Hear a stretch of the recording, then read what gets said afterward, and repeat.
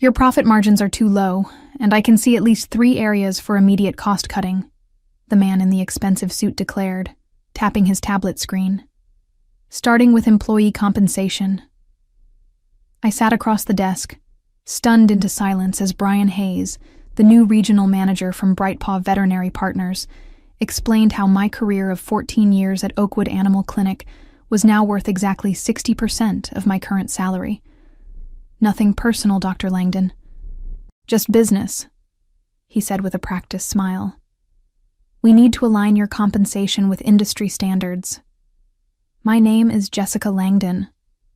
I'm 41 years old and have dedicated my entire professional life to the animals of Lexington, Kentucky.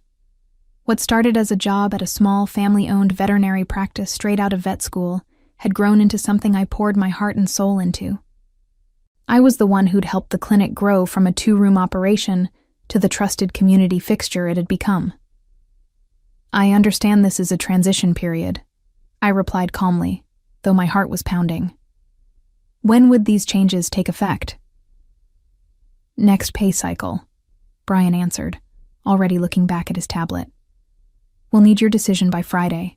When old Dr. Harrington decided to retire and sell the practice, we'd all been nervous. But he'd assured us that Brightpaw would maintain the clinic's values. They understand what we've built here, he'd said during the announcement dinner. Now, 3 weeks after the sale was finalized, I was facing a choice between a massive pay cut or walking away from the practice that felt like my second home, where I'd trained every vet tech, where I knew hundreds of pets by name, where clients specifically requested me for their animals' care. I appreciate your transparency, I said, standing up. I'll have my decision for you by Friday. Brian nodded without looking up. As I walked toward the door, he called after me. Oh, and Jessica? We're implementing a new scheduling system next week. The training manual is in your email. Outside his office, I paused by the reception desk where Valerie was updating patient records. She'd been our receptionist for 12 years, and her concerned expression told me she already knew. You too? I asked quietly. She nodded. 30% cut, plus reduced hours. What are you going to do? I whispered, mindful of the clients in the waiting room. Valerie glanced at the families with their beloved pets. A golden retriever patiently sitting beside an elderly man, a woman cradling a cat carrier, a child petting a rabbit in her lap. I don't know yet, she replied, but something tells me things are about to change around here, and not for the better. A sense of resolve began building inside me. This wasn't just about my salary. This was about everything we'd built, everything we stood for. I looked around at the clinic that had been my life's work and knew that something had to be done. I've always believed that being a good veterinarian means more than just medical expertise. It's about relationships. With animals, yes, but equally with their humans. Over 14 years, I'd vaccinated puppies and later helped those same dogs cross the Rainbow Bridge. I'd sent handwritten sympathy cards after difficult losses and celebrated miraculous recoveries. My cell phone number was saved in countless family contacts as Dr. Jessica for emergency consultations. My apartment walls were covered with thank you cards and photos of pets I'd treated. The refrigerator displayed drawings from children whose animals I'd saved. These weren't just clients. They were connections that ran deep. You've worked with Brightpaw before, right? I asked Thomas, our newest veterinarian, during lunch the following day. At 32, he'd joined us 6 months ago after working at a corporate practice in Nashville. He nodded grimly. 3 years. It always starts the same. Cost cutting, then efficiency improvements, then pressure to upsell services. And the care quality? I asked, though I already suspected the answer. Everything becomes about numbers, he replied. How many patients you see per hour, how many additional services you sell, how much revenue you generate. He pushed his salad around. That's why I left. Got tired of being told to recommend unnecessary dental procedures to meet monthly targets. Later that afternoon, between appointments, I called Dr. Harrington. After 30 years of practice, He'd retired to a cabin by the lake, where he spent his days fishing and writing the veterinary memoir he'd always talked about. "I had no idea, Jessica," he said, his voice heavy with regret. "Their representatives assured me they valued the practice's culture. I would never have sold if I'd known." "It's not your fault," I assured him. "You deserved your retirement. I need to make a decision." "What are you thinking?" he asked. I hesitated. The idea had been forming in my mind, but saying it aloud would make it real. "I'm considering opening my own practice." The silence on the line lasted only a moment. "You should," he finally said. "You've got the experience, the client relationships, and Lexington could use a clinic that still puts care above corporate margins." After we hung up, I sat in my office, looking at the degrees and certifications on the wall. My mind drifted to conversations with clients over the years, many of whom had expressed how grateful they were that we weren't one of those assembly line vet clinics. My thoughts were interrupted by a knock. It was Maggie, our head technician for the past 8 years. "Sorry to bother you, Dr. Langdon, but Mrs. Peterson is here with Baxter. She specifically asked for you, even though she's technically scheduled with Dr. Morris today." "Tell her I'll be right there," I said, standing up. As I prepared to examine the 10-year-old beagle I'd been treating since he was a puppy, I realized what I needed to do. The decision wasn't just about my salary anymore. It was about preserving something that mattered. Friday morning arrived with a clarity I hadn't felt in weeks. I had spent my evenings researching commercial real estate, equipment costs, and small business loans. I'd called 3 former colleagues who had successfully established their own practices.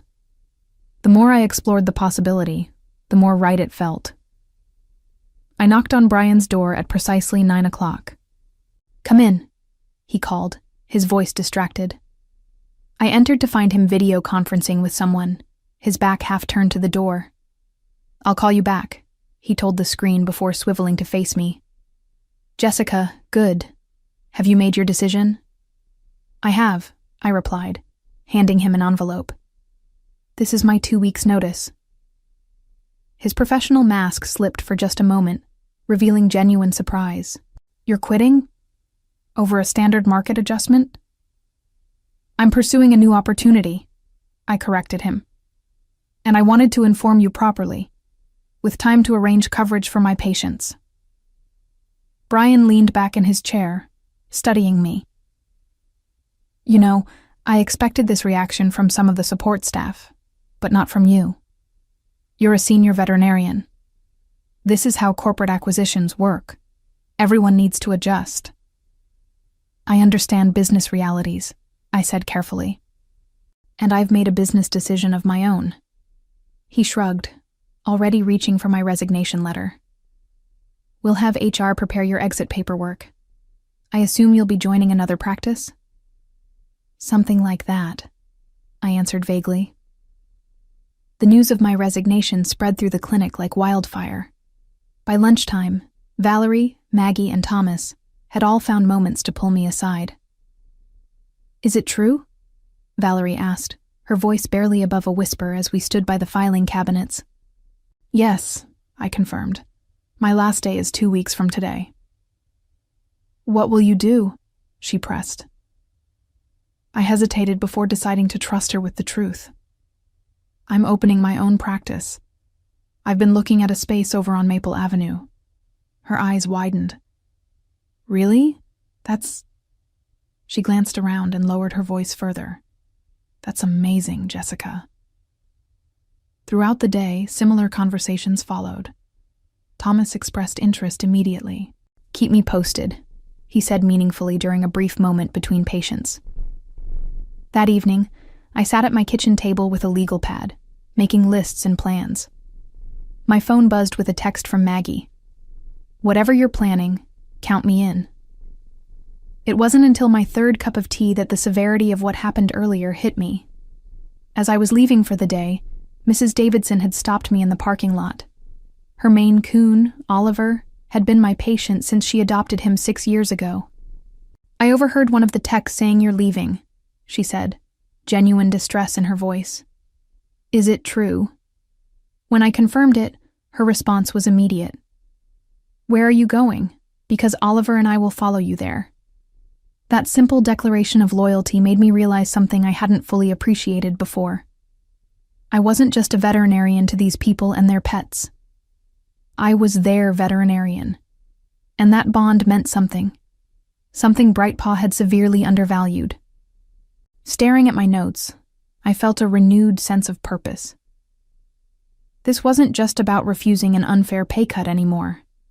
This was about creating something better, a practice that would honor the trust these families had placed in me.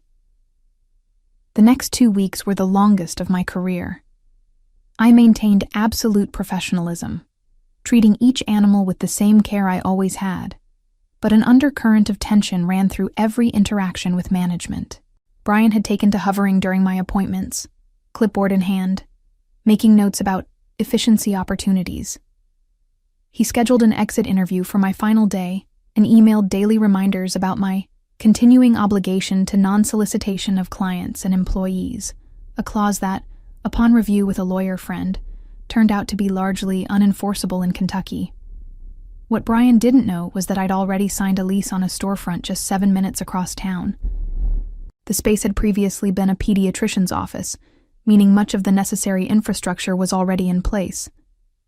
I'd secured financing through a local bank where I'd been a customer for over a decade, and equipment suppliers I'd worked with for years offered favorable terms for the new practice. "We value relationships too," my medical supplier rep told me during a discreet lunch meeting.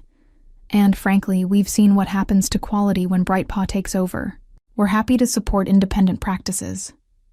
In the clinic, I maintained a careful silence about my plans, but word was spreading regardless. Clients would ask pointed questions during appointments. "So, where exactly will your new practice be located?" Mrs. Thompson asked while I examined her terrier's ear infection. "I haven't finalized anything yet," I replied carefully, aware of the microphone on the computer system that had been installed the previous week as part of Brightpaw's quality assurance program.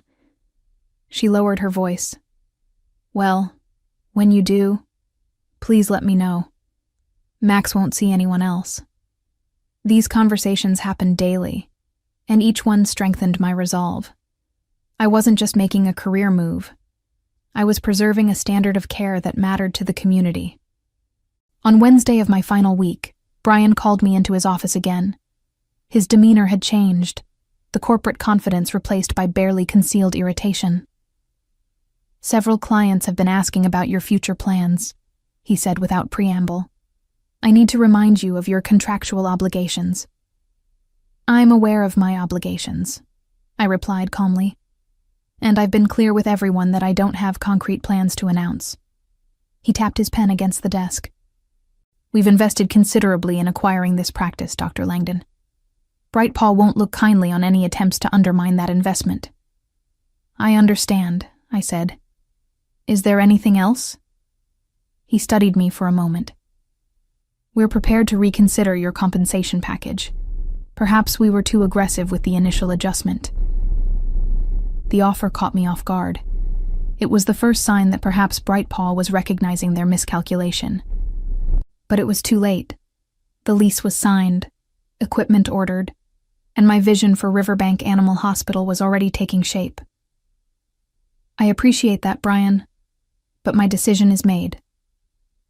Later that afternoon, Valerie slipped a folded note onto my desk. Inside was a list of 20 client names with a simple message. "These people called today specifically asking about you." At the bottom, she'd added, "When you're ready to hire a receptionist, call me first." That evening, I met Thomas and Maggie at a coffee shop several miles from the clinic, far enough to avoid running into anyone from Brightpaw. Over lattes, I finally shared my plans in detail. "I've secured a location on Riverbank Drive," I told them. "It'll be called Riverbank Animal Hospital, opening in about 6 weeks if everything goes according to schedule." 6 weeks, Maggie repeated, her expression thoughtful. "My reduction in hours takes effect in 3. Interesting timing." Thomas leaned forward. "What's your staffing plan?" I need a veterinarian who shares my philosophy of care, I said, meeting his gaze directly, and an experienced lead technician. Their smiles told me everything I needed to know. By the time we left the coffee shop, my new practice had unofficially gained its first team members. The pieces were falling into place, but I had no idea that Brightpaw was about to force my hand in a way I never anticipated. My second-to-last day at Oakwood began with an unwelcome surprise. Posted on the break room bulletin board was a new fee schedule, effective immediately, with price increases averaging 30% across all services. Basic vaccinations that had cost $45 were now $65. Dental cleanings jumped from $300 to $425. More disturbing were the new care packages, highlighted in bold, bundled services that included tests rarely needed for healthy animals.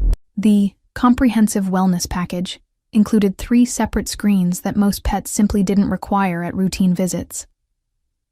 "They're not even trying to hide it anymore," whispered Jenna, a young vet tech who had joined us just before the acquisition.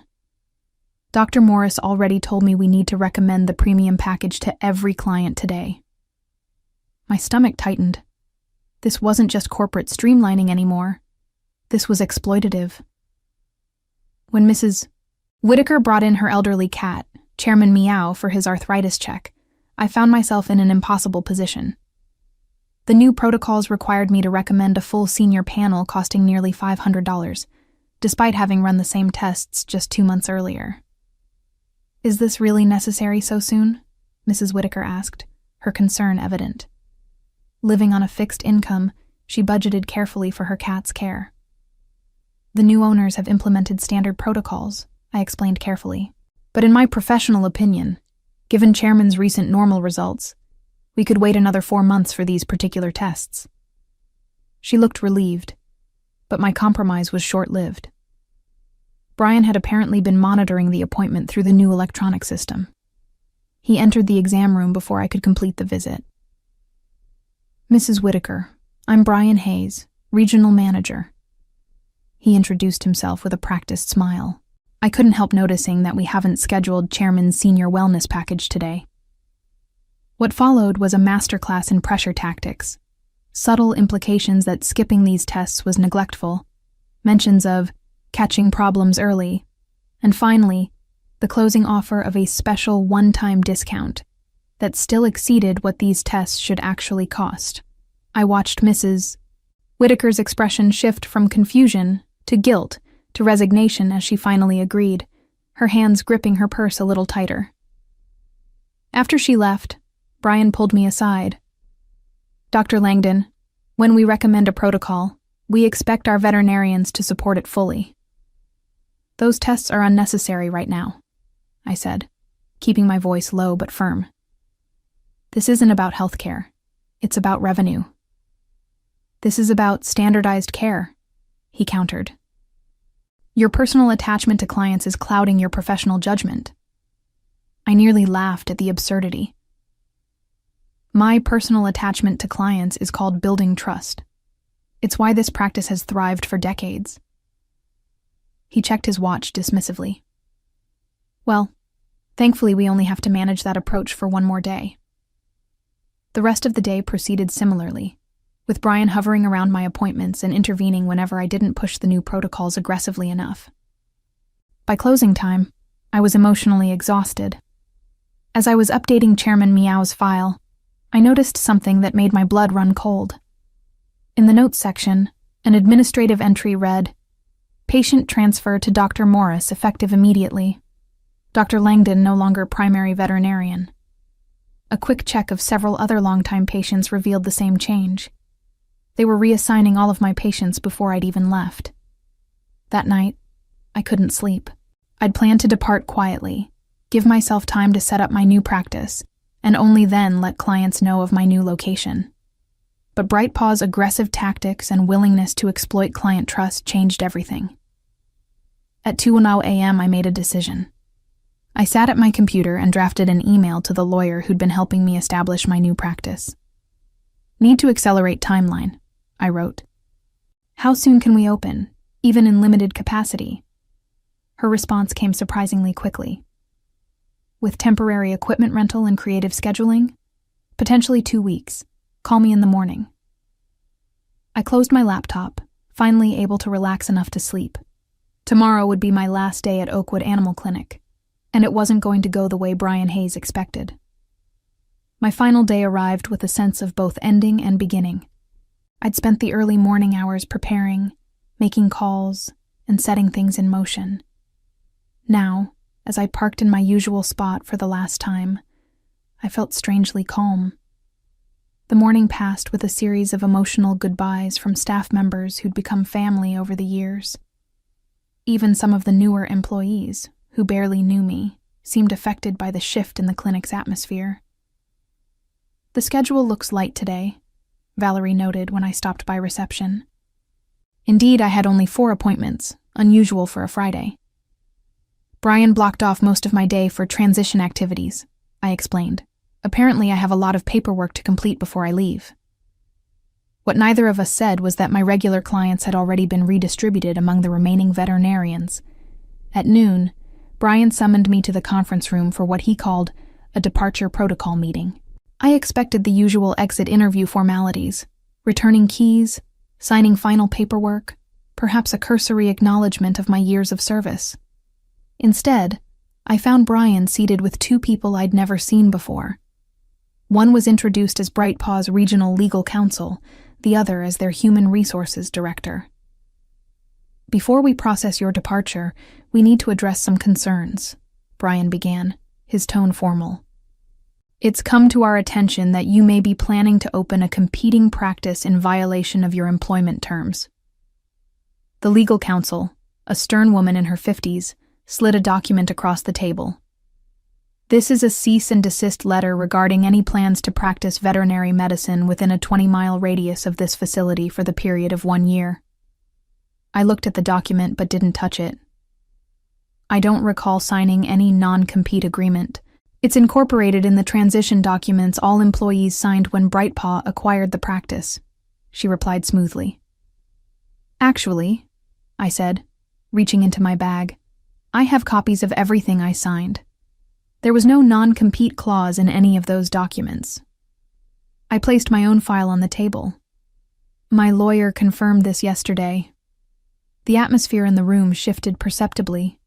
"Furthermore," I continued, "Kentucky law significantly limits the enforceability of non-competes for medical professionals, including veterinarians, particularly when patient welfare is at stake." The lawyer and HR director exchanged glances. Brian's confident expression faltered. "We're not here to debate legalities," Brian said quickly. "We simply want to ensure a smooth transition for our clients." "Your clients," I corrected him gently. "And I agree completely about ensuring their care isn't disrupted." The HR director, apparently sensing an opportunity to de-escalate, adopted a conciliatory tone. "Dr. Langdon, I understand you've been with this practice for many years. Perhaps we can find a compromise that works for everyone." I smiled. I'm always open to reasonable solutions. What followed was 2 hours of negotiations that eventually resulted in a simple agreement. I would not actively solicit Oakwood's clients for a period of 30 days, and in exchange, Brightpaw would drop any claim to restrict my practice location or timing. By the time we finished, I had officially completed my tenure at Oakwood Animal Clinic. I collected my personal belongings, said my final goodbyes, and walked to my car with a mixture of nostalgia and excitement. As I was pulling out of the parking lot, my phone chimed with a message from Valerie. "Just overheard Brian on the phone with corporate. He said, 'She's just one veterinarian. How much impact could her leaving possibly have?'" I smiled at her message and typed a quick reply. "I guess we'll find out." What Brian and Brightpaw didn't realize was that I wasn't just leaving. I was already 2 steps ahead. The wheels were in motion, and nothing would stop what was coming next. Riverbank Animal Hospital opened its doors exactly 17 days after my departure from Oakwood. The timeline had been ambitious, requiring round-the-clock work, temporary equipment rentals, and a skeleton crew working double shifts. But we made it happen. Thomas joined me as the 2nd veterinarian. Maggie came aboard as our lead technician after her hours at Oakwood were reduced to part-time. Valerie gave her notice the day the new reception desk was installed, citing BrightPaw's hostile work environment in her resignation letter. Our first day was meant to be a soft opening, a chance to test systems with a handful of appointments before a proper launch the following week. I'd only personally called about 20 longtime clients whose pets had ongoing medical needs that I'd been managing. At 8:45 a.m., 15 minutes before our official opening, I looked out the front window to an astonishing sight. A line of people and pets stretched across our small parking lot and down the sidewalk. "Did you call all these people?" Thomas asked, eyes wide. "No," I said, stunned. "I only contacted a few with urgent needs." Valerie was already at the reception desk, logging into our new practice management system. "I think word got around," she said with a knowing smile. As we opened the doors, familiar faces poured in. Mrs. Peterson with Baxter the Beagle, the Garcias with their 3 rescue cats, Mr. Johnson and his ancient tortoise Methuselah, clients I'd cared for over years, even decades in some cases. "We saw on the community Facebook page that you were opening today," explained Mrs. Peterson. "No one wanted to miss it." By lunchtime, we'd registered over 70 pets in our new system. By closing, that number had more than doubled. Every client had the same message. They followed their veterinarian, not the clinic brand. What touched me most were the small gestures of support. Clients brought homemade cookies, congratulation cards, and small gifts for the new practice. One family even arrived with pizza for the staff lunch. That evening, as we finally closed the doors after an exhausting but exhilarating day, I received a text from a former colleague still working at Oakwood. "Emergency meeting called for tomorrow morning. Apparently the schedule is suddenly empty." The following week succeeded even my most optimistic projections. We quickly had to expand our hours and hire additional staff to accommodate the influx of patients. By the end of our first month, we had registered over 800 pets in our system, approximately 70% of Oakwood's former client base. What surprised me most wasn't the number of clients who followed us, but rather how they found us. We had done minimal advertising, relying primarily on word of mouth and a simple announcement in the local paper. Yet clients kept coming, often mentioning that they'd heard about us from friends, neighbors, or community social media groups. "The neighborhood pet groups have been buzzing about your new place," one client told me as I examined her Labrador puppy. "Everyone's talking about how you stood up to that corporate chain." I hadn't intended to become a symbol of resistance against corporate veterinary care, but somehow that narrative had taken hold. People shared stories about their experiences with BrightPaw's new pricing and protocols, contrasting them with our transparent fees and individualized approach to care. 3 months after opening, I received an unexpected visitor. Dr. Harrington, my former mentor and the previous owner of Oakwood, came to tour the new practice. "I had to see it for myself," he said, looking around with undisguised approval. "You've created something special here, Jessica." As we walked through the clinic, staff and clients greeted him warmly, many expressing how much they missed him, but how happy they were with the new practice. "I made a mistake selling to BrightPaw," he admitted quietly as we finished the tour. "I should have approached you first." "Everything worked out as it should," I assured him. Later that day, I received an email that brought everything full circle.